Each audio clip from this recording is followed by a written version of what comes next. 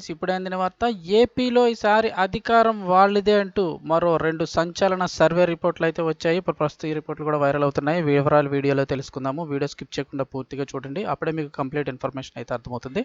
అలాగే ఇంకెవరైనా మన ఛానల్ సబ్స్క్రైబ్ చేసుకోకపోతే వెంటనే సబ్స్క్రైబ్ చేసుకోండి. చాలా మంది వీడియోస్ చూస్తున్నారు కానీ సబ్స్క్రైబ్ చేసుకోవడం లేదు.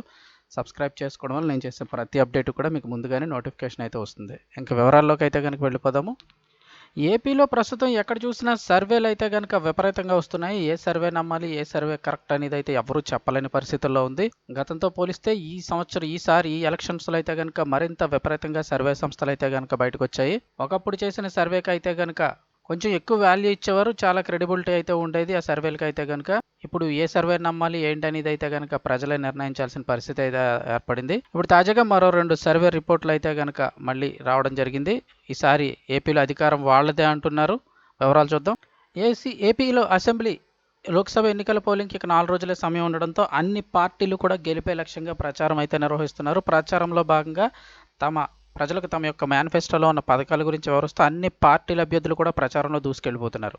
ఇక ఇప్పుడు ఎన్నికల్లో భాగంగా ఏ పార్టీకి ఎన్ని సీట్లు గెలవబోతుంది అనే దానిపై పలు సంస్థలు సర్వేలు నిర్వహిస్తున్నాయి. ఈ నేపథ్యంలో తాజాగా మరో 2 సర్వే రిపోర్ట్లు సోషల్ మీడియాలో అయితే వైరల్ అవుతున్నాయి.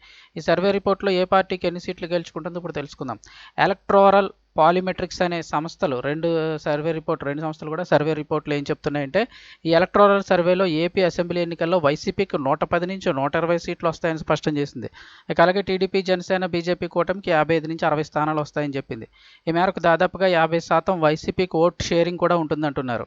అలాగే టీడీపీ కూటమికి 43.5% ఓట్ పర్సెంట్ ఉంటుందట.